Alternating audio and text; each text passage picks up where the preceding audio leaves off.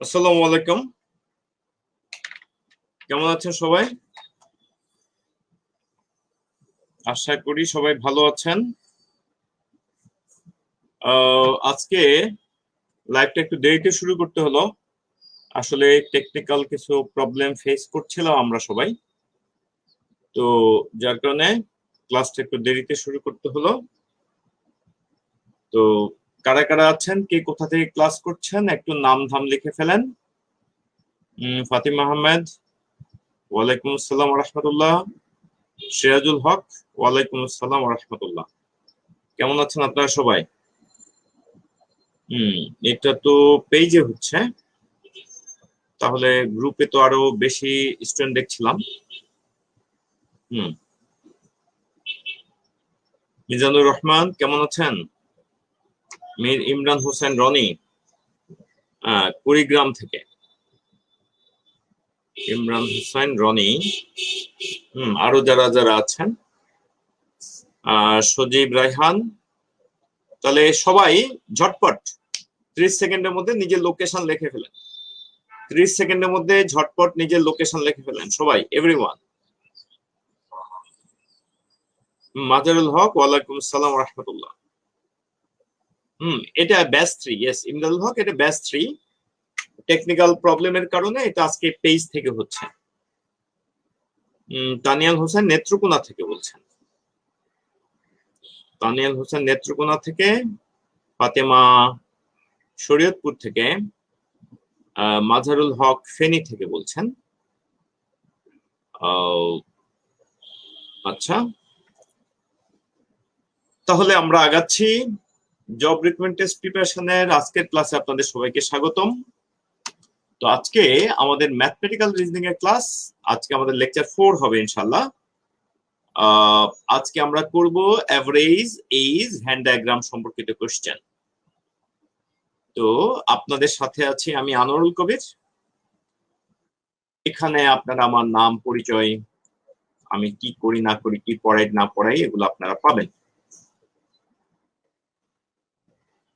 আচ্ছা, তো আমরা কয়জন আছি মোট? আমি সব টোটাল ভিউয়ার দেখতে পাচ্ছি না। তাহলে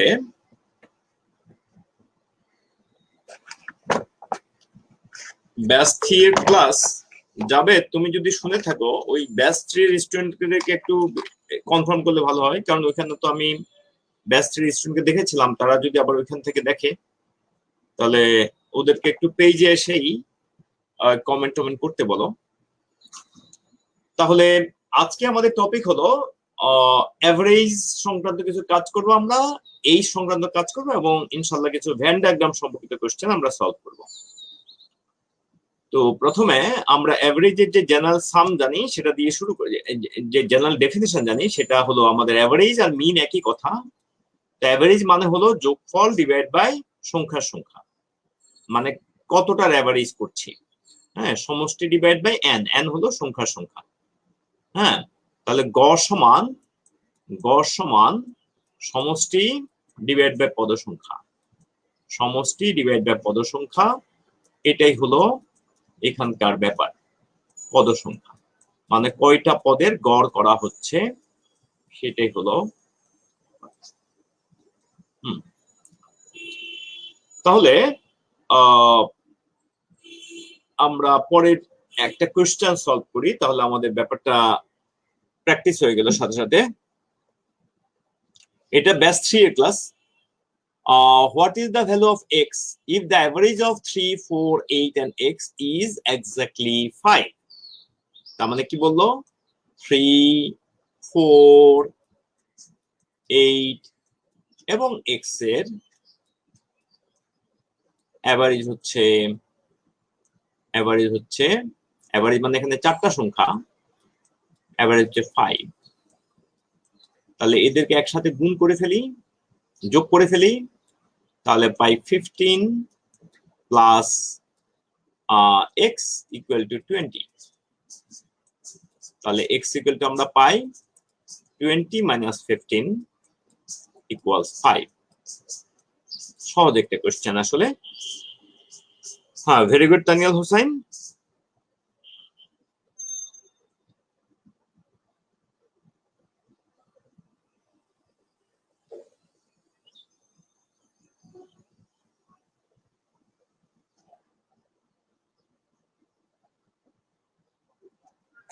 আমরা নেক্সট কোশ্চেনে যেতে পারি। তাহলে নেক্সট কোশ্চেন এটা, the average of 5 numbers is 27. If one number is excluded, the average becomes 25. একটা নাম্বার যদি এক্সক্লুড করা হয় তাহলে এভারেজ কত হয়? এভারেজ হলো 25 হয়ে যায়। বলা হচ্ছে the excluded number is what? Average of 5 numbers, তার মানে 27। তাহলে যদি আপনি পাটিগণিতের মতো করে করেন তাহলে প্রথমে পাঁচটা সংখ্যার গড় যেহেতু 27, তাহলে আপনি পেয়ে যাবেন এদের যোগফল হলো 135। আর চারটা সংখ্যা, একটা চলে গেল মানে চারটা সংখ্যা থাকলে এদের গড় যেহেতু 25, এদের যোগফল পাবেন 100। তাহলে বাকি সংখ্যাটা বিয়োগ করলে বের হয়ে যাবে, বিয়োগ করলে পেয়ে যাচ্ছেন 65টা। তার মানে অন্য সংখ্যাটি, মানে এক্সক্লুডেড নাম্বারটি, অন্য সংখ্যাটি। আশা করি সবাই ধরতে পেরেছেন। তাহলে আমাদের অ্যান্সার হবে 35, তার মানে অ্যান্সার হলো ডি। যদি অ্যালজেব্রিক ওয়েতে করতাম আমরা এইভাবে করতাম যে x প্লাস এক্সক্লুডেড নাম্বারটা 4 into 25 ইকুয়ালস, আমরা বলতাম 25 into 27, 5 into 27।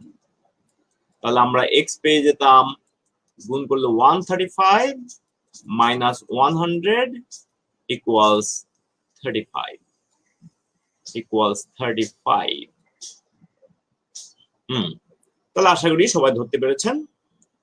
এগুলা মোটামুটি সহজ কোশ্চেন, আমরা বেসিক থেকে যাচ্ছি আসলে। এখন এই কোশ্চেনটা আমরা সলভ করি।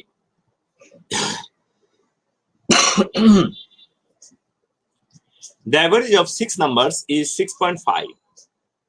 The average of 6 numbers is 6.5 when 4 more numbers are added to these 6 numbers. The new average of all 10 numbers is 7.9.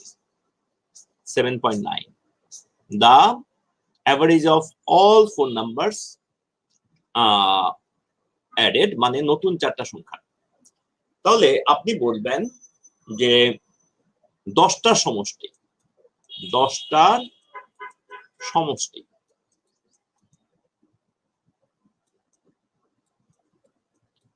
10টার সমষ্টি হলো 10 into 7.5, 7.9 সমান 79।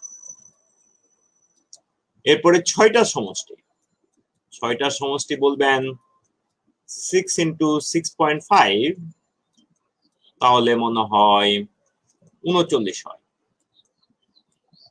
তাহলে আমরা বলবো 4টা সমষ্টি হয়, বাকি 4টা সমষ্টি এটা হয়, আমরা বলবো 40। তাহলে আমরা বলবো 4টার গড়, 4টার গড় সমান হলো 40 ডিভাইড বাই 4, 40 ডিভাইড বাই 4 সমান হলো 10। আশা করি সবাই ধরতে পেরেছেন। যদি আমরা অ্যালজেব্রিক ওয়েতে করতাম, যদি আমরা এটা অ্যালজেব্রিক ওয়েতে করতাম তাহলে আমরা অন্যভাবে হয়তো লিখতাম। এখানে লেখা বেশি, অ্যালজেব্রাতে একটু লেখা কমে যায়। তো আমরা এইভাবে করতাম, আমি এটা মুছে দিচ্ছি, আমি এটা মুছে দিচ্ছি। না 10 হলো তো ফাতিমা আহমেদ, 10 হবে না? 10 হবে, অ্যান্সার এটা হবে, 20 হবে না। ওখানে 4টা। ফাতিমা আহমেদ খেয়াল করেন। তাহলে আশা করি সবাই ধরতে পেরেছেন। তাহলে আমরা যদি অ্যালজেব্রিক ওয়েতে করতাম তাহলে আমরা এইভাবে করতাম। কিভাবে করতাম? যে প্রথমে 6 into 6.5, তাহলে 6টা সংখ্যার সমষ্টি পেয়ে গেলাম, plus 4 into x, 4 into x, তাহলে 4টা সমষ্টি পেয়ে গেলাম। তাতে করে এই যেহেতু যোগ করছি, তাহলে এখানে যেহেতু যোগ করছি তাহলে মোট 10টা সমষ্টি পেয়ে গেছি, 7 into 7.9। তাহলে আমরা পেয়ে যাচ্ছি 4x equals 79 মাইনাস এটা গুণ করে এখানে নিয়ে আসলে 39 সমান 40। লেখা কমে যায় আর কি। তাহলে উভয় পক্ষকে 4 দ্বারা ভাগ করলে, এখানে উভয় পক্ষে 4 দ্বারা ভাগ করলে আমরা পেয়ে যাই 10। তো আশা করি সবাই ধরতে পারছেন, আমাদের অ্যান্সার 10 হবে। গুড। তাহলে এটা আশা করি আপনাদের কোনো সমস্যা হচ্ছে না।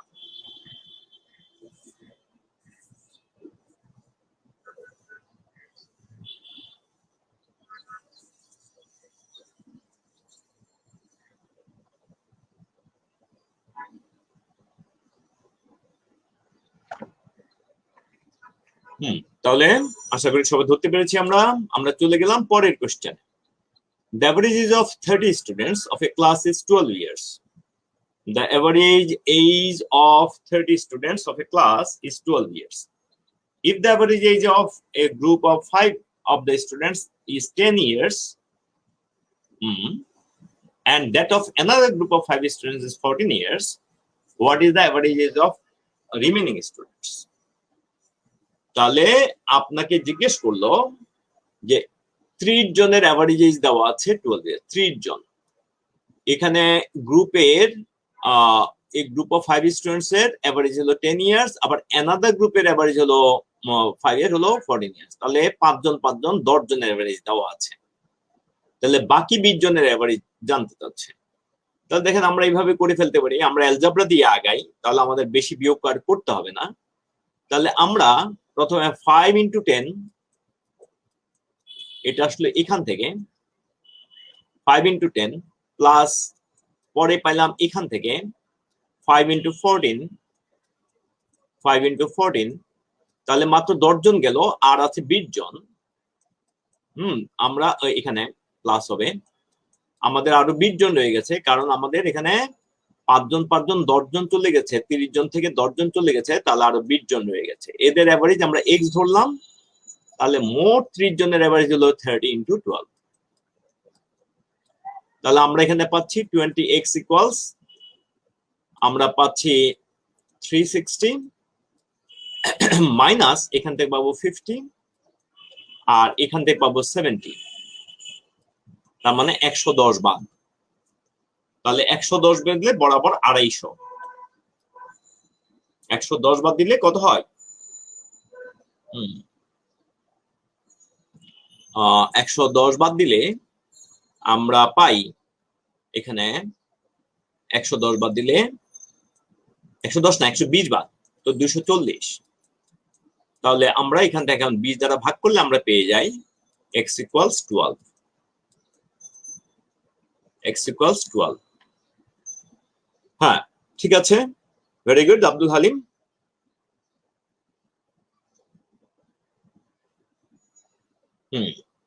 Very good. তাহলে আমাদের এটা ডান। আশা করি কারো বুঝতে কোনো সমস্যা হচ্ছে না, আর সমস্যা হলে ঝটপট বলে ফেলেন। প্রথমে আমরা 30 জনেরটা একদম যেটা প্রথমে দিল, এই 30 জনের গড়টা লিখেছে আমরা ডান পাশে, এই যে এটা। আর এরপরে 5 জন, 5 জনের 10, পরের 5 জনের, অন্য 5 জনের 14 করে, তারপর বাকি 20 জন থেকে 20 জনের এক্স করে ধরলাম। তাহলে আশা করি সবাই ধরতে পেরেছেন। আমরা চলে গেলাম নেক্সট কোশ্চেনে। The average of two-digit numbers which remain the same when the digits interchange their position. The average of two-digit numbers which remain the same when digits interchange their position. The average two-digit numbers, acha, which remain the same when the digit interchange their position. তার মানে digit interchange করলে তাদের অ্যাভারেজটা কি থাকে? তাদের অ্যাভারেজটা একই থাকে, সংখ্যাটা একই থাকে। তাহলে তাহলে কারা কারা এরকম আছে? 11, 22, 33, তারপর বলেন 44, 55,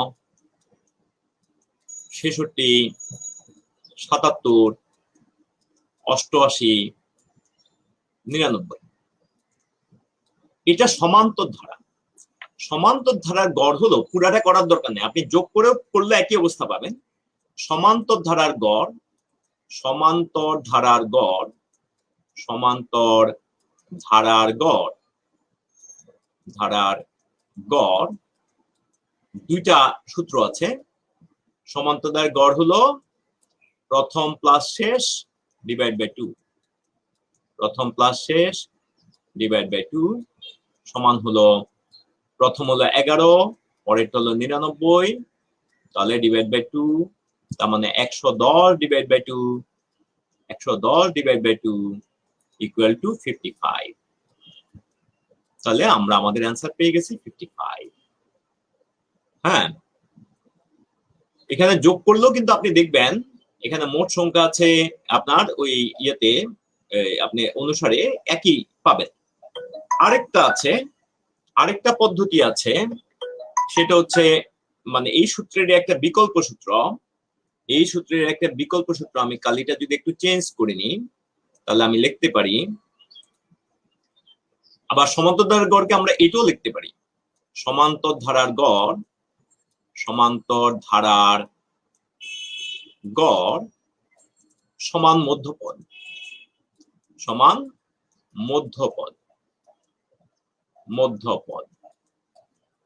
সমান্তর ধারার গড় সমান মধ্যপদ।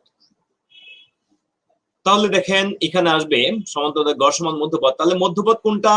তা দেখেন মধ্যপদ এখানে 5, এই 55, কেন এর আগে আছে 4টা, দেখেন এর আগে আছে 4টা, পরে আছে 4টা, যেহেতু 9টা, দেখেন মোট 9টা সংখ্যা, তো তাহলে আগে আছে মধ্যপদ, তার মানে পঞ্চম পদ।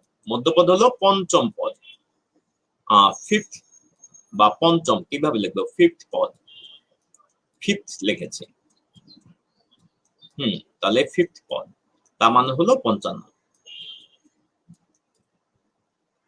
আপনি যোগ করে 9 দ্বারা ভাগ করলে একই রেজাল্ট পাবেন। যোগ করলে সম্ভবত পাবেন এখানে 10 10 10 4 সেট হয়, তাহলে 45 আসবে, হাত আছে 4, তাহলে 495 আসবে, 495। তাকে 9 দ্বারা ভাগ করলে একই, তাহলে 495 আমি অন্য কালি দিয়ে করছি, 495 ডিভাইডেড বাই 495 ডিভাইডেড বাই 9 করলো আপনি একই রেজাল্ট পাবেন, 55 পাবেন, 55 পাবেন। সুতরাং আমি 3 ভাবে দেখালাম, একটা হলো যোগ করে ভাগ করা, যেটা একটুখানি টাইম কনজিউমিং, আর একটা হলো সরাসরি মধ্যপদ বের করে ফেলা, আরেকটা হলো এটা মধ্যপদ দিয়ে কখন করতে পারবেন, যদি হয় সমান্তর ধারা, এই সমান্তর ধারার গড় সমান মধ্যপদ, এবং সমান্তর ধারার গড় সমান প্রথম পদ যোগ শেষ পদ ডিভাইড বাই 2। তাহলে এই যে দুইটা সূত্র ব্যবহার করলাম, এগুলো কিন্তু শুধু সমান্তর ধারার ক্ষেত্রে প্রযোজ্য, অন্যদের ক্ষেত্রে কিন্তু প্রযোজ্য নয়, অন্যদের ক্ষেত্রে এগুলা প্রযোজ্য নয়। আমার কথা কি ক্লিয়ার হয়েছে সবার? সবাই রেসপন্স করেন, আমার কথা সবার ক্লিয়ার হয়েছে কিনা। শারমিন সুলতানা, কোন জায়গায় বুঝেন নাই? শারমিন, কোন জায়গায় বুঝেন নাই? এখানে 3টা পদ্ধতি, একটা হলো আপনি সবকিছু যোগ করলে, শারমিন সুলতানা একটু মনোযোগ দিয়ে শুনেন, আপনি যদি 3টা পদ যোগ করেন, এই আপনাকে বলছে, প্রথমে আমি প্রশ্ন থেকে আসি, the average of the 2-digit numbers which remain the same when the digits are interchanged, their position is, তার মানে কোন কোন সংখ্যাগুলো আপনাকে জিজ্ঞেস করতে হবে, কোন সংখ্যাগুলো আপনাকে ভাবতে হবে, কোন সংখ্যাগুলো আপনি যদি ডিজিট পরিবর্তন করেন তাহলে সংখ্যার মানের চেঞ্জ হয় না, কোন সংখ্যাগুলো ডিজিট পরিবর্তন করলে মানের কোনো পরিবর্তন হবে না, কোন সংখ্যাগুলো ডিজিট চেঞ্জ করলে মানের কোনো পরিবর্তন হবে না। তাহলে এটা আমি আপনাকে আরেকবার বলছি। তাহলে দেখেন, আপনি যদি 12কে যদি চেঞ্জ করেন তাহলে 21 হয়ে গেল, তাহলে মানের পরিবর্তন হয়ে যাচ্ছে। 12কে যদি চেঞ্জ করেন তাহলে হয়ে গেল 21, তার মানে মানের পরিবর্তন হয়ে যাচ্ছে। তাহলে আপনি দেখেন যাদের, তাহলে 12 থেকে পাবেন 21, তাহলে তো মানের পরিবর্তন হচ্ছে, তাহলে কিন্তু 11 থেকে দেখেন পাবেন 11, ডিজিট চেঞ্জ করলে উল্টে পাল্টালে 11 হয়ে যাবে, তাহলে মানের পরিবর্তন হচ্ছে না। তার মানে যাদের দুইটা ডিজিট একই তাদের এই অবস্থা হবে। তাহলে 11, 22, 33, 44, 55, 66। কেন নিচ্ছে এদেরকে নেওয়ার কারণ হচ্ছে, এদের যখন আপনি ডিজিট মানে ইন্টারচেঞ্জ করবেন, তার মানে হলো ডিজিট এককের জায়গায় দশকের সংখ্যাটা লিখবেন, দশকের জায়গায় এককের অঙ্কটা লিখবেন। তাহলে এইভাবে যখন লিখবেন তখন এদের মানের কোনো পরিবর্তন হচ্ছে না। এই জন্য আমাদের এই সংখ্যাগুলো নিতে হচ্ছে এবং আমাদের কাছে চেয়েছে এই সংখ্যাগুলোর গড় কত, এই সংখ্যাগুলোর গড় কত। তো আপনি যদি এদের সমস্ত সংখ্যাকে যোগ করেন তাহলে দেখেন এখানে পাবেন আপনি এখানে 3, 6, 10, 15, তারপর 21, 21 আর 7 কত পাবেন, 21 সাথে 28, 28, 36, 45, 45 5 পাইলেন, হাত আছে 4। এবার আবার এখানেও তো একই ডিজিট, তার মানে 45 তাহলে এত। তাহলে আপনি এটা পাচ্ছেন সমষ্টি। এখন এই সমষ্টিকে যদি আপনি 9 দ্বারা ভাগ করেন তাহলে তো আপনি গড়টা পেয়ে গেলেন 55। এটা হলো একটা নিয়ম, এটা হলো একটা নিয়ম। আমি এটা শারমিন সুলতানের জন্য বা এরকম আরো যারা বুঝতে দেরি হচ্ছে তাদের জন্য বলছি। এখন এইভাবে আমরা সবগুলোকে যোগ না করে, যেহেতু আমরা এটা এখানে দেখতে পাচ্ছি এটা একটা সমান্তর ধারা, দেখেন সবগুলো 11 করে বাড়ছে।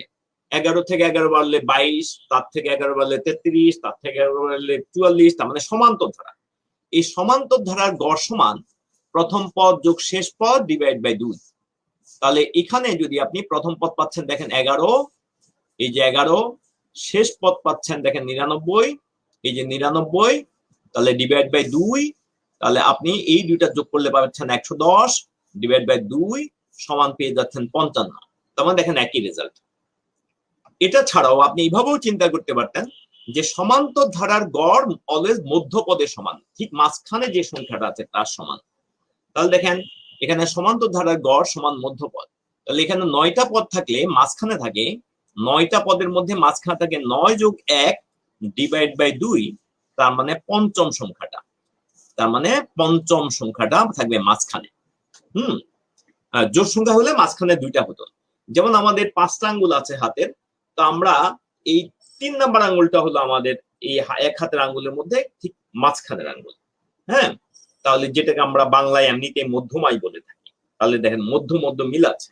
যদি 4টা আঙ্গুল হতো তাহলে মাঝখানে 2টা আঙ্গুল হতো এবং সেখানে গাণিতিক গড় কিন্তু এই 2টা গড় নিতে হতো। তো যাই হোক, আমাদের জোড় সংখ্যা না, এখানে আমাদের বিজোড় সংখ্যক যেহেতু সংখ্যা আছে তাহলে আমরা পঞ্চমটাকে বলতে পারি। এমনি আপনি মনে করেন 9টা সংখ্যা আছে, তাহলে পঞ্চম সংখ্যার আগে আছে 4টা, পরে আছে 4টা, তাহলে পঞ্চম সংখ্যাটা তো মাঝখানে। তাহলে সেটা চিন্তা করলে কিন্তু আপনি পেয়ে যাচ্ছেন। আশা করি আপনার কাছে ব্যাখ্যাটা ক্লিয়ার হয়ে গেছে। আপনি দরকার হলে ভিডিওটা এই অংশটা আরেকবার দেখে নেবেন। তাহলে এখানে আমি বিভিন্ন ভাবে এক্সপ্লেনেশন দিয়েছি, একটু মনোযোগ দিয়ে দেখলে ইনশাআল্লাহ ক্লিয়ার হয়ে যাবে। আমরা চলে গেলাম পরের কোশ্চেনে। তাহলে পরের কোশ্চেন আমি কি আপনাদের ইয়েগুলো ঠিক মতো দেখতে পাচ্ছি?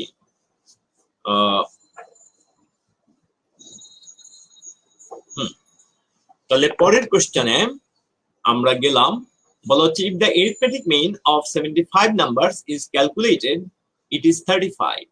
বলা হচ্ছে 75টা সংখ্যার গড় যদি হিসাব করা হয় তাহলে এটা হয় 35। এরপরে বলা হলো if each number is increased by 5 then the mean of the number is, লক্ষ্য করেন আমি 2টা সংখ্যা দিয়ে দেখাই। মনে করেন আপনি 2টা সংখ্যার গড় বের করছেন 10 আর 12, তাহলে গড় কত? গড় হলো 10 আর 12, তাহলে আমরা বলবো গড় হলো যোগফল যেহেতু 22, তাহলে যোগফল 22, তাহলে 22 ডিভাইড বাই আপনি পাবেন 22 ডিভাইড বাই 2 সমান হলো 11। এখন আসেন আপনি যদি এদের সবাইকে 1 বাড়ায় দেন তাহলে এখানে যদি 1 না মনে করেন xই বাড়ালেন, তাহলে এখানে মনে করেন x বাড়ালেন, তাহলে এখানেও আপনি x বাড়ালেন 12 প্লাস x। আমি 2টা সংখ্যা দ্বারা দেখাচ্ছি, তাহলে আপনি সমষ্টি পেয়ে গেলেন 22 প্লাস 2x। তাহলে এখন গড় হবে, যেহেতু আপনার 2টা সংখ্যা, তাহলে আপনি 2 দ্বারা ভাগ করবেন, তাহলে 2x, 2 দ্বারা এখানে ভাগ করলে আপনি প্রথমটাকে 2 দ্বারা ভাগ করলে পাবেন 11, পরেরটাকে x। তাহলে দেখেন যত করে প্রত্যেকটাকে বাড়ালেন গড় ঠিক তত বাড়লো। প্রত্যেকটা সংখ্যাকে যত বাড়ালেন, যে পরিমাণে বাড়ালেন গড়ও কিন্তু ঠিক ততই বেড়ে গেল, গড়ও কিন্তু ঠিক ততই বেড়ে গেল। তার মানে আমরা বলবো তাহলে এখানে কি বলা যায়, প্রত্যেকটা সংখ্যা যত বাড়ানো হবে, যত করে বাড়বে গড়ও ঠিক তত বাড়বে। প্রত্যেকটা সংখ্যা, প্রতিটি সংখ্যা যত বাড়বে গড়ও ঠিক তত বাড়বে। প্রতিটি সংখ্যা যত বাড়বে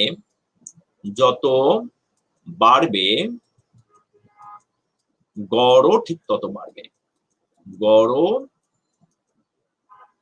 ঠিক তত বাড়বে।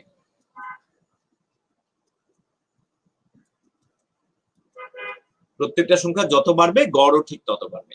তাহলে তার আমাদের এখানে অত বেশি আর ঝামেলা নাই। তাহলে আপনি ৭৫টার এখানে ইম্যাটেরিয়াল, আপনি প্রত্যেকটা যেহেতু 5 করে বেড়েছে, তার মানে আমাদের যোগফল হবে, আমাদের গড় বাড়বে 5 করে বাড়বে, তার মানে আমাদের অ্যান্সার হবে 40।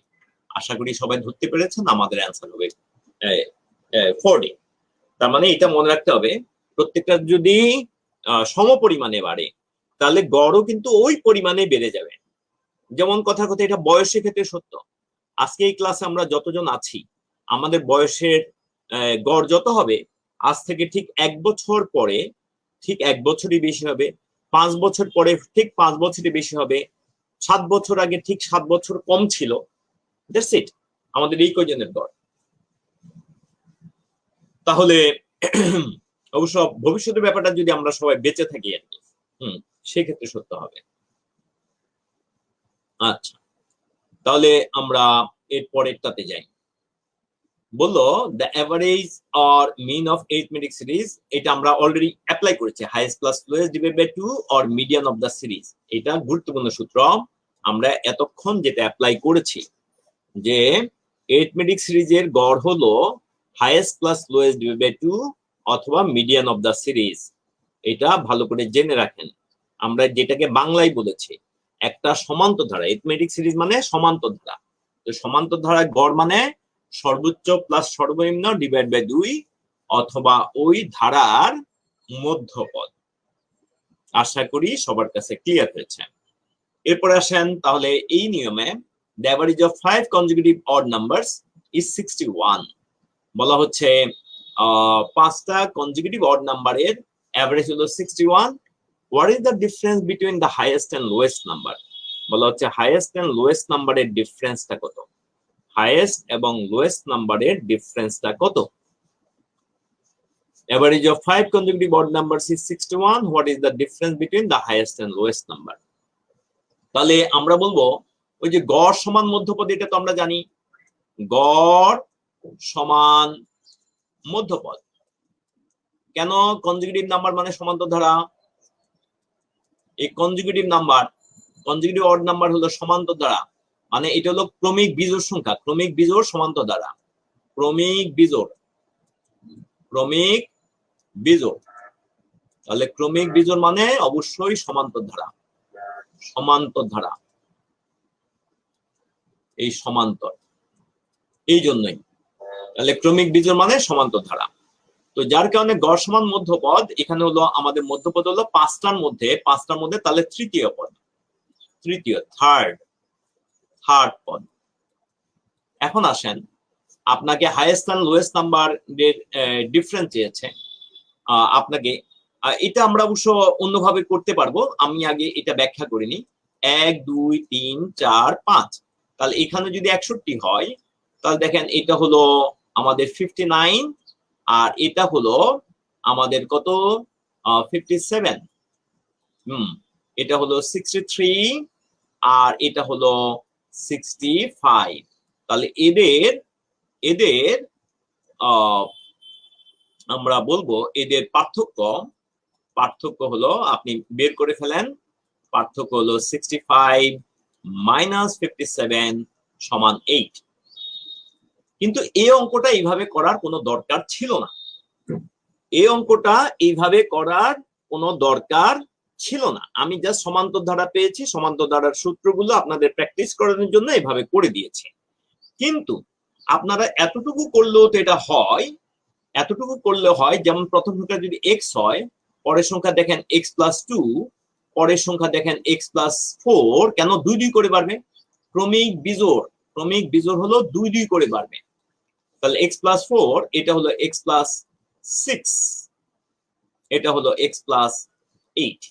তাহলে দেখেন আমরা কিন্তু এখানে 5টা সংখ্যা লিখেছি, 1 2 3 4 4 5।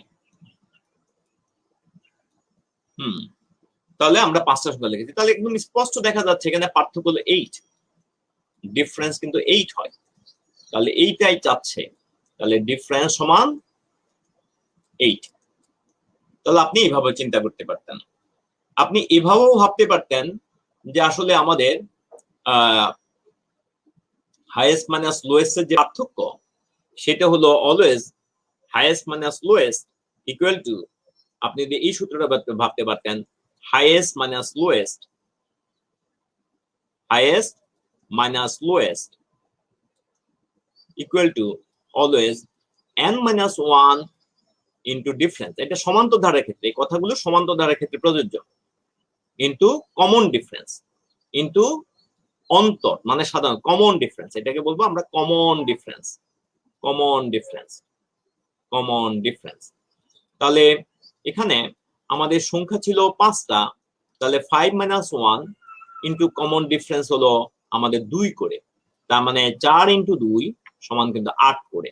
সো আমি 3 ভাবে বললাম, প্রত্যেকটা অ্যাঙ্গেল থেকে বিষয়টা ক্লিয়ার করার চেষ্টা করবেন, প্রতিটা অ্যাঙ্গেল থেকে বিষয়টা ক্লিয়ার করার চেষ্টা করবেন। তাহলে এখানে আসলে আমাদের ওই যে 61 গড় 61কে ব্যবহার করার কোনো দরকার নাই। 61 দিয়ে আমরা করেছি, এর আগের বার 61 দিয়ে করেছি, কিন্তু 61 ব্যবহার না করে এটা করা যায়, 61 ব্যবহার না করে এটা করা যায়। তাহলে আশা করি সবাই ধরতে পেরেছেন। আমরা চলে গেলাম পরের কোশ্চেনে। একই অঙ্ক এখানে বলেছে, what is the sum of the average of 5 consecutive odd numbers is 61, what is the sum of the highest and lowest number? তাহলে এটাতে কিন্তু প্রথম পদ্ধতিটা ভালো হয়, কারণ প্রথম পদ্ধতিতে আপনি কিন্তু বের করে ফেলতে পারেন। তো 5টা সংখ্যার গড় সমান 5টা সংখ্যা যেহেতু, আর এই কনজিকিউটিভ অড নাম্বার যেহেতু তাহলে সমান্তর ধারা। তাহলে কনজিকিউটিভ অড মানে হলো, কনজিকিউটিভ মানে হলো ক্রমিক, আর অড মানে তো বিজোড়। তাহলে আমরা ক্রমিক বিজোড়, তাহলে ক্রমিক বিজোড়ের গড়, গড় সমান মধ্যপদ, ক্রমিক বিজোড়ের গড় সমান মধ্যপদ। ক্রমিক বিজোড়ের গড় সমান হলো মধ্যপদ। মধ্যপদ মানে তৃতীয় পদ, তাহলে তৃতীয় পদ, তার মানে গড় যত তৃতীয় পদ তত। তাহলে এটা চিন্তা করলে তাহলে এটাই আমাদের সেই গড় এবং তৃতীয় পদ 61। তাহলে এইবার আসেন, তার আগেরটা হলো তাহলে 59, যেহেতু ক্রমিক বিজোড়, এটা হলো 57। একদম প্রথম পদ্ধতিতে আমরা যেভাবে করেছিলাম আর কি সেভাবেই করছি, এটা হলো 65। তাহলে আপনার সমষ্টি চাচ্ছে, এই দুইটার সাম চাচ্ছে।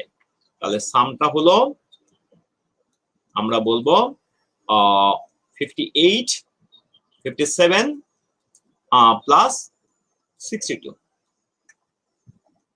65 সমান 122। কিন্তু মজার ব্যাপার হলো এটা আমাদের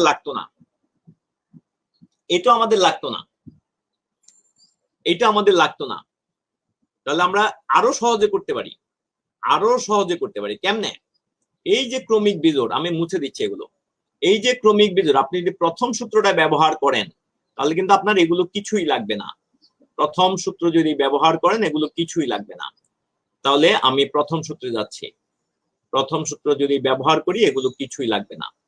তাহলে ক্রমিক বিজোড়ের গড় সমান, আমরা যদি ব্যবহার করি ক্রমিক বিজোড়ের গড় সমান, কি কোনটা ব্যবহার করব বলেন তো? ক্রমিক বিজোড়ের গড় সমান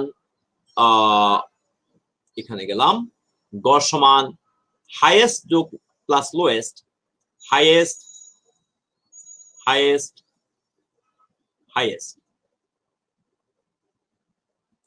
প্লাস লোয়েস্ট ডিভাইড বাই 2, এটা মানেই তো 61।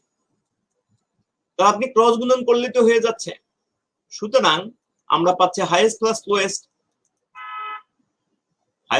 লোয়েস্ট ইকুয়াল টু, তো আমরা 162। তার মানে আমরা ক্রমিক বীজগণিতের ক্ষেত্রে গড়কে ডাবল করলে হাইয়েস্ট প্লাস লোয়েস্ট এর সাম কিন্তু পেয়ে যাচ্ছি। গড়কে জাস্ট ডাবল করলে, সিম্পলি এটাকে ডাবল করলে কিন্তু আমাদের অ্যান্সার চলে আসে। এটা শুধু ক্রমিক বীজগণিতের জন্য প্রযোজ্য। তার মানে ক্রমিক বীজগণিতের গড়কে ডাবল করলে হাইয়েস্ট আর লোয়েস্ট এর সাম চলে আসে। ঠিক আছে, সংখ্যাগুলো আর দেখতে হবে না আপনাকে। তাহলে আশা করি আপনি ধরতে পেরেছেন। তাই কথাটা মনে থাকে যেন, তাহলে আপনার অন্তত কিছু সেকেন্ড তো বেঁচে যাবে। এভাবে প্রতিটা অঙ্ক থেকে যদি আপনি 10 সেকেন্ড বাঁচাতে পারেন, তাহলে 30টা অঙ্কে বা 20টা অঙ্কে তো আপনি বিশাল একটা লাভ হয়ে গেল। 3 মিনিটের বেশি বাঁচে, সেটা দিয়ে হয়তো আরো 2টা অঙ্ক করা যায়। ওকে, the average of 7 consecutive numbers is 33. The largest of these numbers is consecutive number বলেছে। কনজিকিউটিভ নাম্বার 7টা কনজিকিউটিভ নাম্বারের আপনার এভারেজ হলো 33 বলেছে। তার মানে কি 7টা, তাহলে 7টা কনজিকিউটিভ নাম্বার। তো আপনি বিভিন্ন ভাবে ভাবতে পারেন, আমার এই 1 number, 2 number, 3 number, 4 number, 5 number, 6 number, 7 number.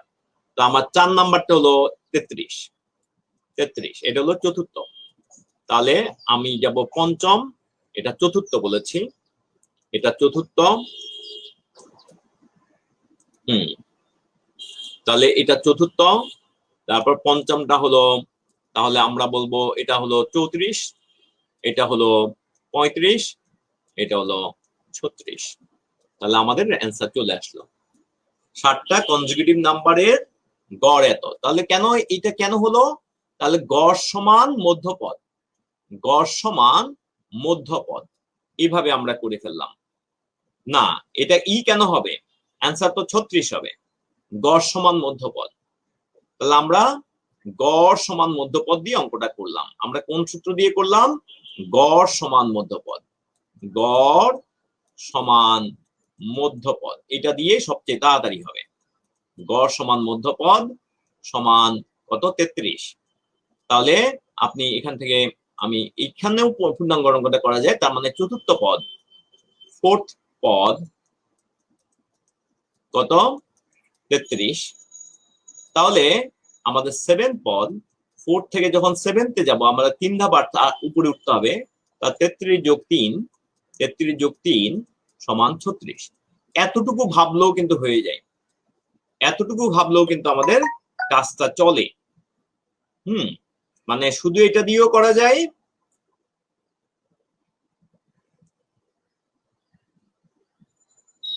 শুধু এতটুকু ভাবলেও করা যায়, আবার শুধু এতটুকু ভাবলেও করা যায়। দুইটা আলাদা আলাদা নিয়ম। তাহলে আশা করি সবাই ধরতে পেরেছেন।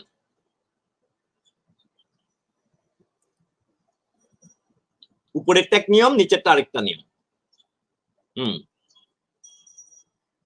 তাহলে আশা করি ধরতে কোনো অসুবিধা হচ্ছে না। এবার আসেন, the average of 4 consecutive even numbers is 27.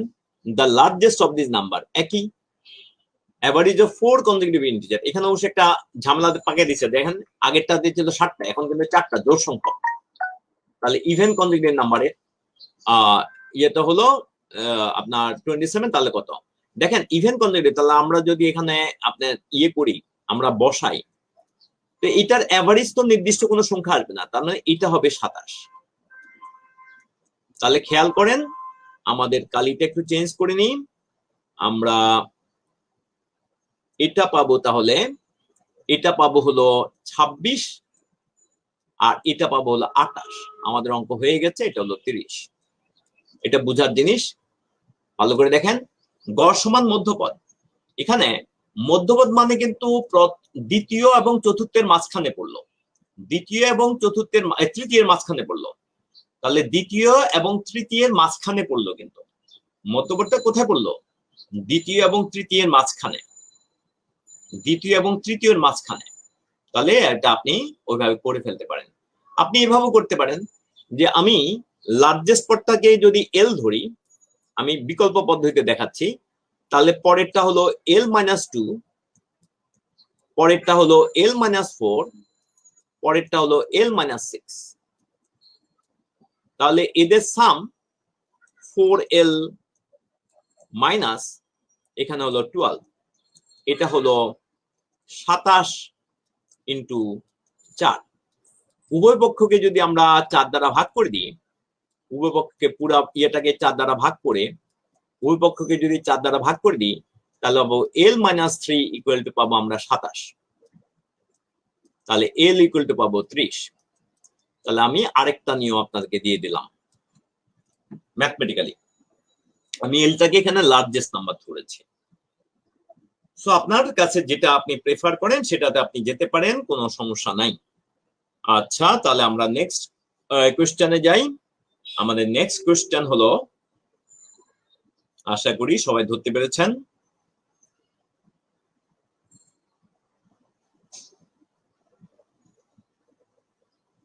এটা স্ক্রিনে আসুক, তারপর আমি যাচ্ছি। তো আমি নেক্সট কোশ্চেনে যাচ্ছি এখন। এভারেজ ইকুয়াল টু মিন বলে আবার পুরানো সূত্রটা। এখন এখানে আমরা একটা বয়সের অঙ্ক দেখতে পাচ্ছি, একটু ঝটপট ভাবি। Hamid is 7 years older than his brother Sakib. Ahmed is 7 years older than his brother Sakib, who is twice as old as their younger sister Lopa. Lopa is 15 years younger than Hamed. তাহলে then how old is Sakib? তার মানে এটা সবগুলো কিন্তু বর্তমানে চাচ্ছে। আচ্ছা, প্রথমে হলো হামেদ হলো তার ব্রাদার সাকিবের চেয়ে কিন্তু কত, সাকিবের চেয়ে কিন্তু 7 বছরের বড়। আচ্ছা, একটু আমরা থামি। এখানে হু মানে সাকিব, সাকিব হলো লোপার ডাবল। আচ্ছা, লোপার ডাবল, তাহলে আমরা সাকিবকে বলতে পারি 2 ইন্টু লোপা। তাহলে সাকিবকে বলতে পারি 2 ইন্টু লোপা, একটা পেয়ে গেলাম। তাহলে এরপরে আমরা পেয়ে গেলাম, এটা হলো এক নাম্বার ইকুয়েশন বলতে পারি। এরপরে আমরা প্রথমটা হামেদ হলো তার ব্রাদার সাকিবের চেয়ে, তার মানে Hamed plus Sakib, Hamed minus Sakib equal to কিন্তু 7। তার মানে হলো Hamed minus twice L equal to 7। এটা হলো 2 নাম্বার ইকুয়েশন। এরপর হলো লোপা হলো হামেদের চেয়ে 7 বছর, তার Hamed minus Lopa equal to কিন্তু 15 বছর। তাহলে আপনাকে জিজ্ঞেস করছে সাকিব কত, তো এল পেয়ে গেলে কিন্তু পেয়ে যাবেন। তাহলে এটা হলো 3 নাম্বার ইকুয়েশন। তাহলে আপনি বাদ দেন, এখান থেকে এই দুইটা যদি হিসাব করে ফেলেন, এটা প্লাস হয়ে গেল, এখানে মাইনাস হয়ে গেল, মাইনাস এল পাবেন, minus L equal two -8, minus minus কাটা, এল ইকুয়াল টু 8 পেয়ে গেলেন। তাহলে এখন এখানে এই ইকুয়েশনে আপনি এস বসিয়ে দিলে পেয়ে যাবেন এস ইকুয়াল টু 2L, তার মানে 2 ইন্টু 8 সমান হলো 16। তাহলে আমরা পেয়ে গেলাম লোপার বয়স হলো 16 বছর। আমাদের লোপার বয়স জানতে চেয়েছে, আমরা পেলাম লোপার বয়স 16 বছর, 16।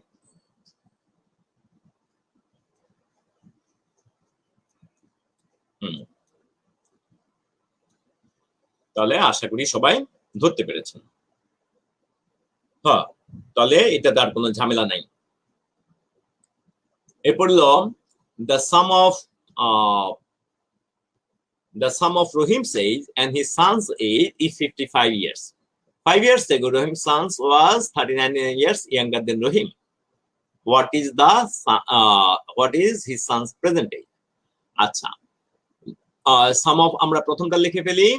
তাহলে ফাদার প্লাস সান, এটা হলো, এটা বর্তমানে, যেহেতু বলেছে বর্তমানে 55। এখন দেখেন, বয়সের পার্থক্য কিন্তু কখনো চেঞ্জ হয় না, বয়সের পার্থক্য সবসময় ফিক্স থাকে। বয়সের পার্থক্য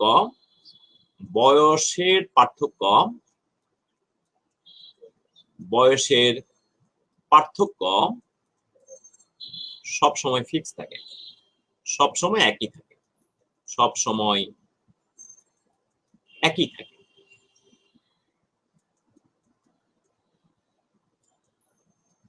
তাহলে এই ভিত্তিতে আপনি বলতে পারেন father minus son equal to কিন্তু 29। তাহলে এখন বিয়োগ দিলে এটা মাইনাস প্লাস মাইনাস হয়ে গেল, আপনি পাবেন 2s ইকুয়াল টু, এখানে পাবেন 26। তাহলে 2 দ্বারা ভাগ করলে s ইকুয়াল টু পেয়ে যাবেন 13। তাহলে আমাদের অ্যান্সার হলো 13। আশা করি সবাই ধরতে পেরেছেন। বয়সের পার্থক্য সবসময় একই থাকে। বয়সের পার্থক্য সবসময় একই থাকে। তাহলে আশা করি আমরা বুঝতে পেরেছি।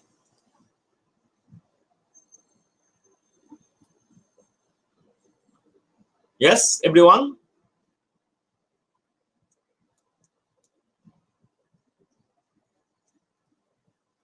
Next, আমরা তাহলে পরেরটাতে যাই। বললো 4 years ago, father's age was 3 times the age of his son. 4 বছর আগে। The total age of the father and son after 4 years will be 64. তাহলে what is the, আমরা প্রেজেন্ট দ্বারা শুরু করলাম। তাহলে এটা হলো নাও। নাও ফাদারের জন্য আমরা ধরলাম, নাও ফাদারের জন্য আমরা ধরলাম এফ, সানের জন্য ধরলাম এস। তাহলে বলছো 4 years ago, 4 বছর আগে, ফাদার's age was 3 times as his son। তার মানে 4 বছর আগে বাবার বয়স ছিল 4 বছর কম, এখন যাচ্ছে ছেলের বয়সও 4 বছর কম। তার মানে 3 মাইনাস 3 ইন্টু, যদি বলেছে 3 টাইমস, ওইটা 4 বছর কম। তাহলে আপনি পাইলেন 4 মাইনাস 4 ইকুয়াল টু থ্রাইসেস মাইনাস 12। তাহলে আপনি পাইলেন 4 মাইনাস থ্রাইসেস ইকুয়াল টু, আপনি পেয়ে গেলেন মাইনাস 12 প্লাস 4 সমান মাইনাস 8। দেখে দেন। এরপরে আমরা আরেকটা পেয়ে গেলাম, আমাদের পরবর্তী অংশ আমাদের বললো total age of the father and son after 4 years। তার মানে ইয়েতে এখন 4 বছর পরে হবে আপনার কত বছর, 4 বছর পরে হবে 64 বছর। তার মানে 4 বছর পরে তো বাবারও 4 বছর বাড়লো, ছেলেরও 4 বছর বাড়লো, এবং এটা হবে 64। তাহলে ফাদার প্লাস সান, এটা 64 থেকে 8 বাদ যাবে, তো 64 থেকে 8 বাদ দিলে 56 চলে আসলো। এখন এই যে রিলেশনটা পেয়েছিলেন এটা এখানে বসিয়ে দেন। ফাদার, আমাদের কার বয়স লাগবে? ফাদারের বয়স লাগবে। আচ্ছা, ফাদারের বয়স লাগলে ঠিক আছে, আমরা সানের বয়সটা বের করে ফাদারের বয়স বের করব। তাহলে মাইনাস 3s ইকুয়াল টু,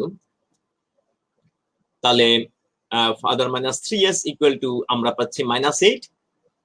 এখন এখান থেকে যদি আমরা বের করি, আমরা যদি বিয়োগ দিয়ে দিই, তাহলে আমরা 3 দ্বারা যোগ করে, আমরা 3 দ্বারা গুণ করে, প্রথমটাকে 3 দ্বারা গুণ করে যোগ করতে পারতাম, সেটাও করতে পারতাম। আচ্ছা, সেটা করবো নাকি? সেটাই করি না। আচ্ছা, এটা ধরছি, এটা করে ফেলি। তাহলে এখন বিয়োগ দিলে এটা হয়ে যাবে আমাদের 4s ইকুয়াল টু আবার চলে আসলো 64। তার মানে s ইকুয়াল টু 16।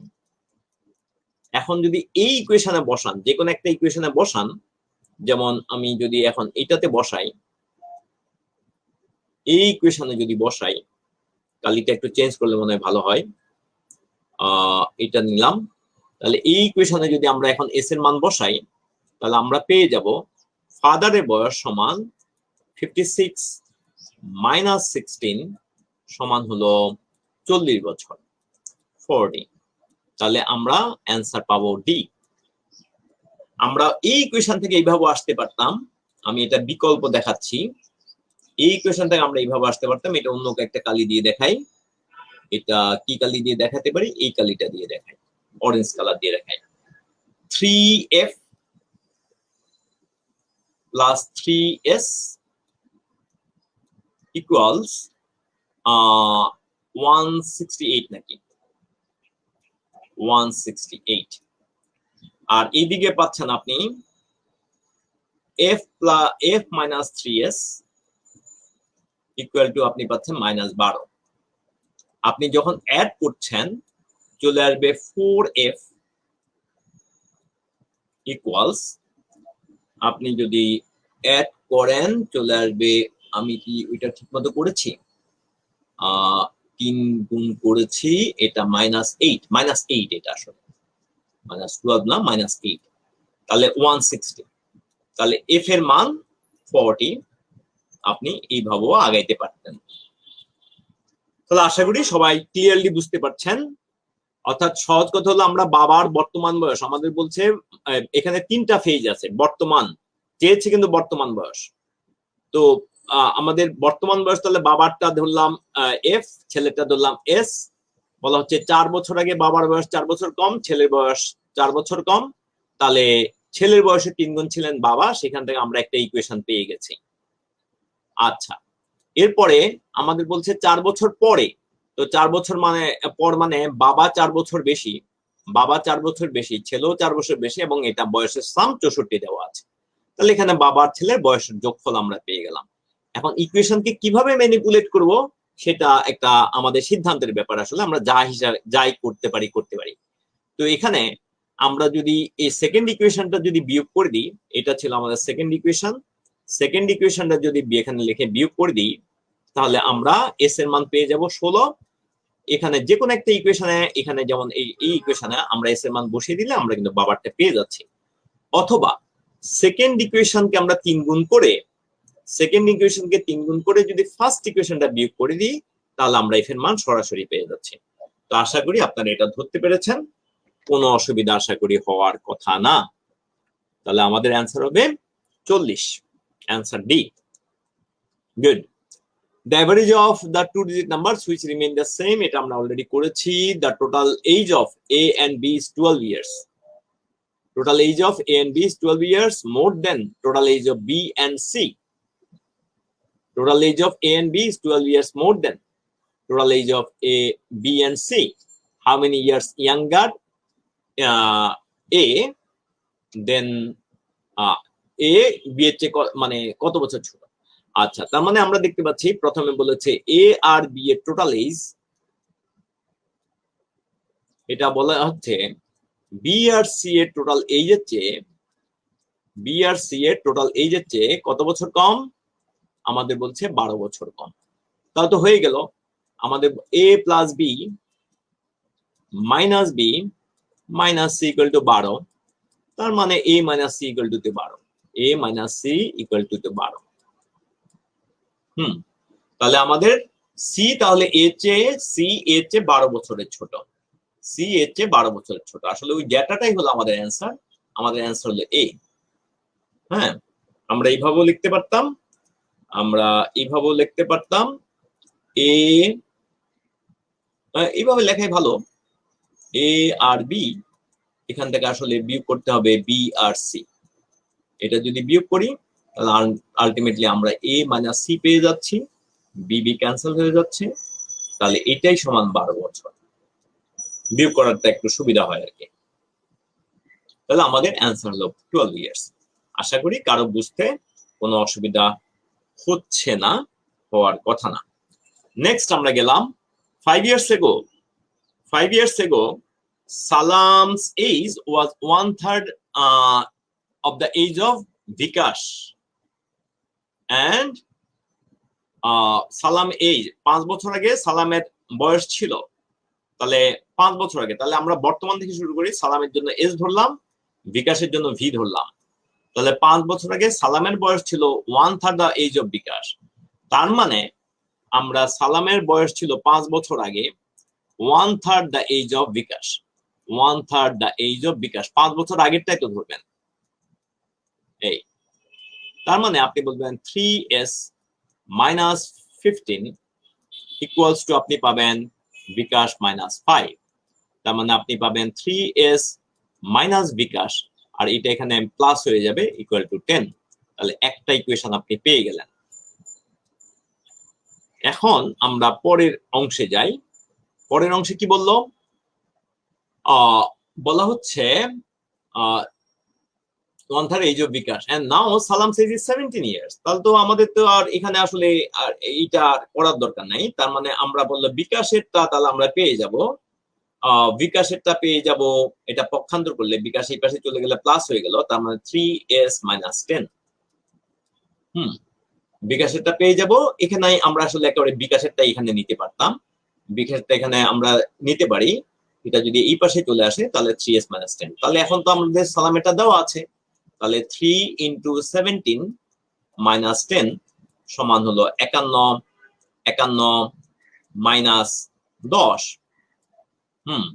তাহলে আমরা পাবো 41 বছর। কত বছর? 41 বছর। তাহলে অ্যান্সার হবে 41। তানিয়া হোসেন কোন একটা ভুল করেছেন, আপনি কোনটার জন্য অ্যান্সার বলেছেন? আমি কি আপনাদের অ্যান্সার গুলো একটু দেরিতে পাচ্ছি?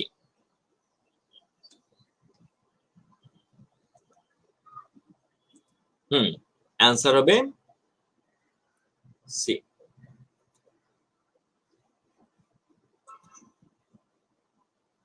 আমরা এটাকে আসলে এইভাবে লিখতে পারি, যেহেতু বিকাশেরটা বের করতে হবে সেটা যদি আগে খেয়াল করি তাহলে আমরা এইভাবে লিখবো বিকাশ -5। তাহলে আমরা লিখতে পারি বিকাশ -5, বিকাশ -5 ইকুয়াল টু সালাম 3 × সালাম -15। তাহলে এখান থেকে আমরা বিকাশ ইকুয়াল টু পেয়ে যাব 10। এটা যখন এই দিকে হলে প্লাস হয়ে গেল, তাহলে 10 পেয়ে যাবে, 3s - 10। তাহলে আশা করি সবাই ধরতে পেরেছেন, কোনো ধরনের কোনো অসুবিধা হওয়ার কথা না। নেক্সট আমরা চলে গেলাম, এটা কি আমরা একই অঙ্ক?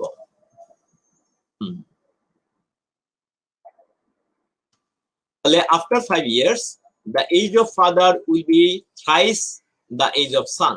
এটা হলো after 5 years, whereas 5 years ago he has been 7 times as old as son. তাহলে what is the present age? তাহলে দেখেন এই প্রেজেন্ট এজটা অলওয়েজ কিন্তু আমরা এইভাবে ধরবো, প্রেজেন্ট এজে ফাদারের জন্য f, সানের জন্য s। তাহলে আফটার 5 years মানে আমরা কালিটা একটু চেঞ্জ করে নিই, আফটার 5 years তাহলে বাবার বয়স 5 বছর বেড়ে গেল। আফটার 5 years যেহেতু 5 বছর পরে উইল বিও আছে, দেখেন উইল বিও আছে। তাহলে 5 বছর পর বাবার বয়স, এখন ছেলের বয়সও তো 5 বছর বেশি হবে, তাহলে সান +5। এখন বলছে এটা থ্রাইস, তার মানে 3 গুণ। তাহলে এই যে থ্রাইসের কারণে 3 গুণ করে দিলাম। তাহলে আমরা এখান থেকে পাবো ফাদার -3s ইকুয়ালস টু, এখানে থাকবে 15, 15 - 5 সমান 10। তাহলে একটা ইকুয়েশন আমরা পেয়ে গেলাম, একটা ইকুয়েশন আমরা পেয়ে গেলাম। দেন আমরা আসি পরের ইয়েতে, পরের অংশে। পরের অংশে কি বলেছে? পরের অংশে বলেছে whereas 5 years ago মানে 5 বছর আগে he was 7 times as old as his son। তার 5 বছর আগে, তাহলে 5 বছর আগে তার মানে 5 বছর আগে তাহলে f - 5 হবে। সানের ক্ষেত্রে আমরা s - 5 পাবো, কিন্তু সানের 7 গুণ হবেন বাবা। তার মানে আমরা যদি এখান থেকে করি, আমরা f - 5 ইকুয়ালস পাবো 7s - 35। আমরা এবার পাবো f - 7s ইকুয়াল টু 35 ওদিকে গেলে তাহলে 30 হয়ে যাবে, 30। তাহলে এখন আমাদের বলতে প্রেজেন্ট এজ অফ ফাদার, তাহলে বাবার বয়স বের করতে হবে। তাহলে এখন আপনার কাছে দুইটা উপায়, আপনি একটাকে এটাকে বাবার বয়স যেহেতু বের করবেন, তাহলে আপনি এটাকে 7 দ্বারা গুণ করে দেন, এটাকে 7 গুণ করে দেন, তাহলে 7f - 21s ইকুয়াল টু 70। আর এটাকে 3 গুণ করে দেন, এটাকে 3 গুণ করে দেন। কেন? ওই যে 21s মিলানোর জন্য, s টাকে বাদ দেওয়ার জন্য। তাহলে 3f - 21s ইকুয়াল টু, ওখানে কিন্তু একটা মাইনাস আছে, এখানে একটা মাইনাস আছে, তাহলে -90। 3 দ্বারা যেহেতু গুণ করছেন, তাহলে আপনি এখানে বিয়োগ করলে পেয়ে যাচ্ছেন 21 বাদ যাবে, এটা যোগ হয়ে গেল। তাহলে আপনি পাচ্ছেন, আমি কালিটা চেঞ্জ করে নিলাম, কালিটা এবার সবুজ দিলাম, তাহলে 4f ইকুয়াল টু আমরা পাচ্ছি 160। তাহলে আমরা f ইকুয়াল টু পেয়ে যাচ্ছি কত? 40। তাহলে আমাদের অ্যান্সার হবে 40। এগুলো কিন্তু টেস্ট করে করা যায়, তাহলে আমি একটু টেস্ট করে দেখাচ্ছি। আমি জাস্ট অ্যান্সারটাকে দেখাই দিচ্ছি, দেখবেন কিভাবে মিলবে। 5 বছর আগে বাবার বয়স 5 বছর আগে বাবার বয়স থাকবে, বর্তমানে যেহেতু 40, তাহলে 5 বছর আগে বাবার বয়স থাকবে 35, আর ছেলের বয়স থাকবে বলা হচ্ছে 5 ইয়ার্স আফটার 5 ইয়ার্স, না এটা হবে 45। 5 বছর পরে বাবার বয়স হবে 45, তাহলে ছেলের বয়স যেহেতু 3 গুণ হবে, তার মানে ছেলের বয়স হবে 15। এখন বলা হচ্ছে 5 ইয়ার্স এগো মানে হলো, তাহলে বাবার বয়স হলো 35, আর ছেলের বয়স হলো, যেহেতু 7 গুণ বলেছে তাহলে আপনি পাবেন বলা হচ্ছে after he was 7 time age old, তার মানে এখানে হলো 5 বছর। তাহলে দেখেন এখানে কিন্তু একটা 10 বছরের পার্থক্য, 5 বছর আগে 5 বছর পরে। সো আমাদের 10 মিলে গেছে, সুতরাং আমাদের এটাই অ্যান্সার, আমাদের এটা দিয়ে মিলবে ব্যাপারটা, রিলেশনশিপটা। তো আপনি এইভাবে টেস্ট করেও করতে পারেন, কারণ একটা 5 বছর আগে, বর্তমান থেকে 5 বছর আগে, 5 বছর পরে, 5 বছর আগে, 5 বছর আগে, আর এটা হলো 5 বছর পরে, তাহলে পার্থক্য কিন্তু 10 বছর হওয়ার কথা। দেখেন এখান থেকে এখানে পার্থক্য কিন্তু 10 বছর আছে, তাহলে দেখেন এখানে পার্থক্য 10 বছর, এখানে পার্থক্য 10 বছর। এই ব্যাপারটা কেবলমাত্র 40 ক্ষেত্রে মিলবে, দেখবেন অন্যদের ক্ষেত্রে মিলবে না। তাহলে এটাও আপনার সেকেন্ড একটা মেথড হিসেবে এটা করতে পারেন। নেক্সট আমরা ভ্যান ডায়াগ্রামের অঙ্ক করব। ভ্যান ডায়াগ্রাম আমাদের বলছে, in an examination 70% student passed in English, 65% passed in mathematics, 27% failed in both subjects. If only 248 students passed in both subjects, then the total number of students appearing in the examination was. তার মানে শুধু ইংরেজিতে pass করেছিল 70%, শুধু ম্যাথে pass করেছে হলো 65%, আর 27% দুই বিষয়ে ফেল করেছে। এটা কিন্তু পার্সেন্ট ছাড়া, বি কেয়ারফুল, এটা কিন্তু সংখ্যা। আগের গুলা কিন্তু সংখ্যা না, আগের গুলো হলো পার্সেন্ট হলো আপেক্ষিক সংখ্যা। তাহলে আমরা একটা ভ্যান ডায়াগ্রাম আঁকলাম,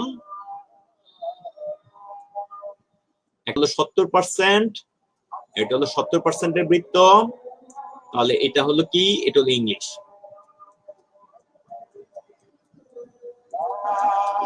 70%। আচ্ছা, নেক্সট আমরা গেলাম অন্য কালিতে গেলাম, এটা হলো 65%। এটা কি, ম্যাথ হলো 65%। খেয়াল করেন, এটা ইংলিশও পাস করে নাই, ম্যাথও পাস করে নাই, মানে বৃত্তের বাইরে। বৃত্তের ভিতর হলো যারা পাস করেছে তাদের 27%। তাহলে এখানে যদি x% ধরি, তাহলে আমাদের এটা আসলো 70 - x, এটা আসলো অবশ্যই পার্সেন্ট, আমি আর পার্সেন্ট দিলাম না, এটা আসলো 65 - x, আর এখানে কিন্তু টোটাল 100%। তাহলে আমরা পেয়ে যাই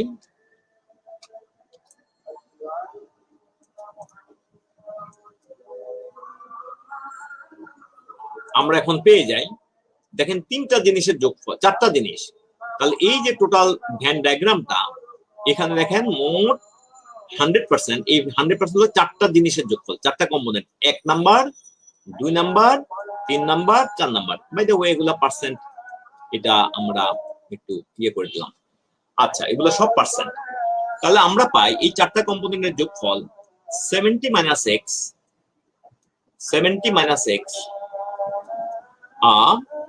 plus x plus 65 minus x plus 27 equal to 100%। 100টাকে আপাতত আমরা ডান দিকে লিখে দেখি।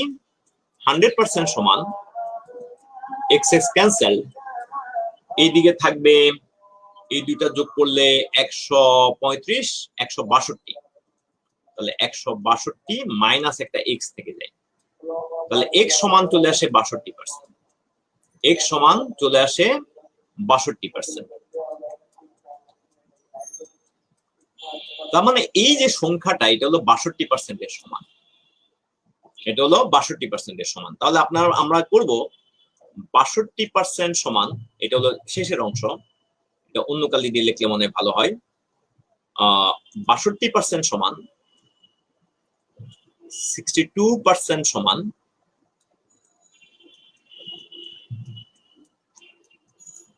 248। এখান থেকে ঔকিক নিয়মে চিন্তা করেন 100% সমান কত। 100% সমান আমরা বলবো 65 ভাগের 248 ইন্টু 100। তা দেখেন এটা বরাবর 4 বার যায়, তার মানে 400। তাহলে আশা করি আপনারা ধরতে পেরেছেন, আপনাদের অঙ্ক হলো 62। এটা আচ্ছা, তাহলে আশা করি এই অংশটা ক্লিয়ার। এই অংশটা আশা করি আপনাদের কাছে ক্লিয়ার হয়েছে। 400। তাহলে এটা ভালো করে দেখে নেন। আমি এখন আরেকটা নিয়ম বলছি, যেটা আমি ভ্যান ডায়াগ্রামকে একটু এলিমিনেট করতে চাই।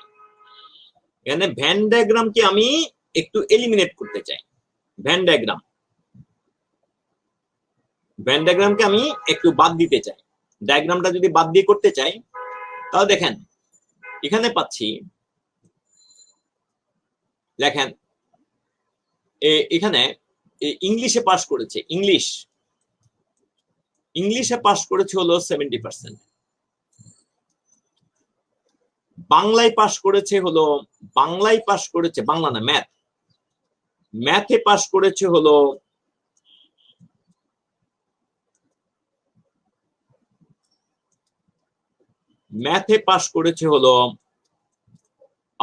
65%,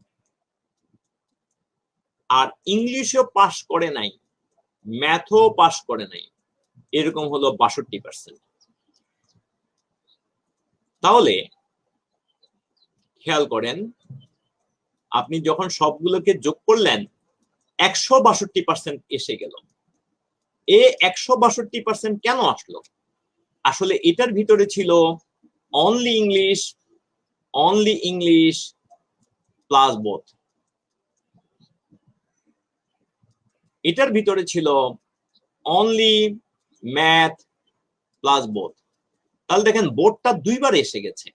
এই বোর্ডটা যখন দুইবার এসে গেছে, যোগফলটা বেড়ে গেছে। তাহলে 100 যদি বাদ দিয়ে দেন, এখন টোটালটা যদি বাদ দিয়ে দেন, এটা হলো সাম থেকে যখন টোটাল বাদ দিয়ে দিবেন, তাহলে বোর্ডটা বের হয়ে যাবে। তার মানে বোথ মানে হলো 62%। বাকিটা আগের মতো অ্যাজ ইউজুয়াল, মানে আপনি ডায়াগ্রাম না এঁকে এটা করতে পারবেন, বা ডায়াগ্রাম না এঁকেও এটা করতে পারবেন, তাহলে বাকি অংশটা আপনি এইভাবে ফিনিশ করবেন, যে আপনি কি করবেন, যে 62% সমান 62%-এ 248, তাহলে 100%-এ কত, 100%-এ কত, এটার উত্তর যখন পেয়ে যাবেন, এটার উত্তর আপনি ক্যালকুলেট করলে 400 পেয়ে যাবেন। হ্যাঁ,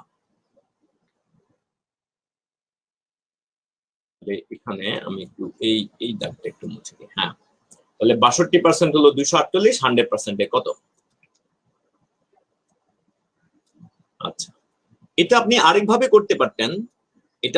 করতে পারতেন, সেটা হচ্ছে আপনি এই সূত্রটা ব্যবহার করতে পারতেন, যে টোটাল ইকুয়াল টু, আপনি কি বলবেন, টোটাল ইকুয়াল টু টোটাল সমান সাম অফ সিঙ্গেল মানে সিঙ্গেল সিঙ্গেল গুলো, মাইনাস বোথ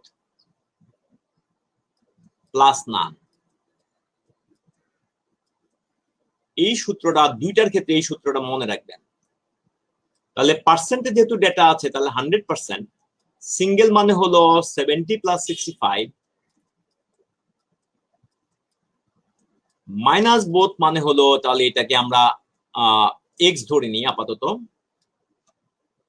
এক্স ধরে নিই, আর প্লাস নান হলো 27। তাহলে এক্সটা যখন এই পাশে চলে আসলো, আপনি এটা প্লাস হয়ে গেল, এখানে 162 মাইনাস 100 পেয়ে যাবেন, সমান হলো 62%। ওই 62% হিসাব বের করার ব্যাপারটা হলো আসল। দেখেন এইটা কিন্তু বোথ সাবজেক্টে। তার মানে এখান থেকে আমরা বলছি এই কারণে, আপনি এই সূত্র যদি মনে রাখেন তাহলে এখান থেকে আমরা বলছি 62%-এ আপনার 248। এই জিনিসটা যখন পেয়ে গেলেন তখন আপনি 100% বের করার জন্য আপনি বিভিন্ন ওয়েতে যেতে পারেন। তার মধ্যে একটা হলো 100% ইকুয়াল টু, আপনি ঔকিক নিয়মে যেতে পারেন, আপনি চাইলে অ্যালজেব্রিক নিয়মে বের করতে পারেন। তাহলে আশা করি এই ব্যাপারটা আপনারা, এই আমি 3-4টা নিয়ম মনে দেখালাম, এগুলো আপনারা প্রত্যেকটা ক্লিয়ার করে নেবেন, প্রত্যেকটাই ক্লিয়ার করে নেবেন, কারণ এক একটা অঙ্কে এক একটা অ্যাডভান্টেজ পাওয়া যায়। আচ্ছা, এরপরে গেলাম 75% of class answer the first question on a certain test correctly, 55% answer the second question correctly, 20% answer the neither of the question correctly. তাহলে what percent answer both correctly? both correctly. তাহলে আগের মতোই, এটা আগের মতো।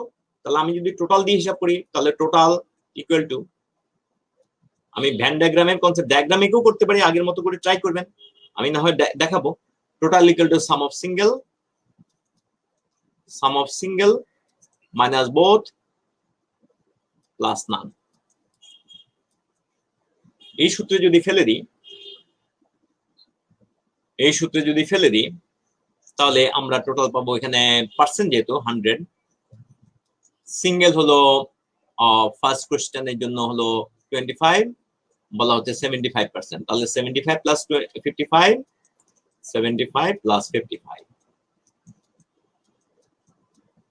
বোথেরটা আমরা জানি না, প্লাস নানটা হলো আমাদের কত, নানটা হলো আমাদের 20%।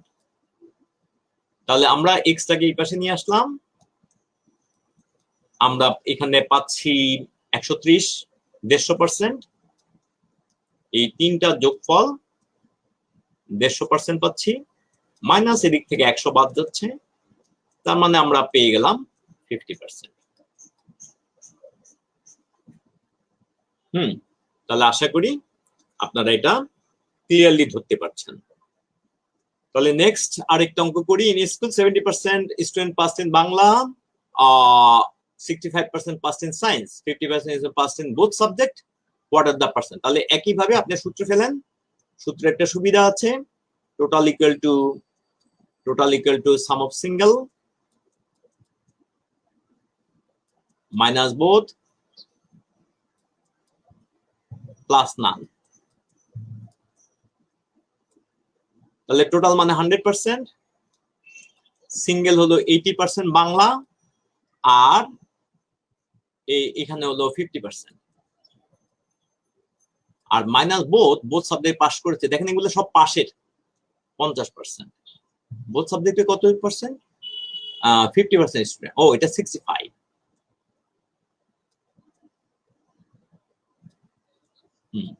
আর নানটাই এক্স, এবং দেখেন এটা ওই ফেল বোথ সাবজেক্ট মানে কোনো বিষয় পাস করে নাই। তাহলে আমরা এখানে পাচ্ছি 100 ইকুয়াল টু, আগে এই পাশ লিখে ফেলি, এই পাশ আগে লিখলাম, তাহলে আমরা পাচ্ছি 145 মাইনাস 50, 95 পাই মনে হয়, 95 পাই, ইয়েস 95 প্লাস এক্স ইকুয়ালস আমরা পাই 100, এক্স ইকুয়াল টু পাই আমরা 5%। এটা হবে 5%, আমাদের অ্যান্সার হবে এ। আমাদের অ্যান্সার হবে এ, 5%, নট বি। ডি না তো, এ আসলো ফাতিমা, 5% আসছে। মানগুলো বসান ঠিক মতো। ফাতিমা আহমেদ 5%। তো আজকে মনে হয় আমাদের এখানে রাখতে হবে। আচ্ছা দেখি আর কি আছে। হ্যাঁ, আজকে আমরা এখানে রাখবো। তাহলে থ্যাংক ইউ সো মাচ। তাহলে ভালো থাকেন সবাই। লাস্ট অঙ্কটা যদি লাগে দেখে নেন। তাহলে আজকের ক্লাস এই পর্যন্ত। আল্লাহ হাফেজ। আসসালামু আলাইকুম।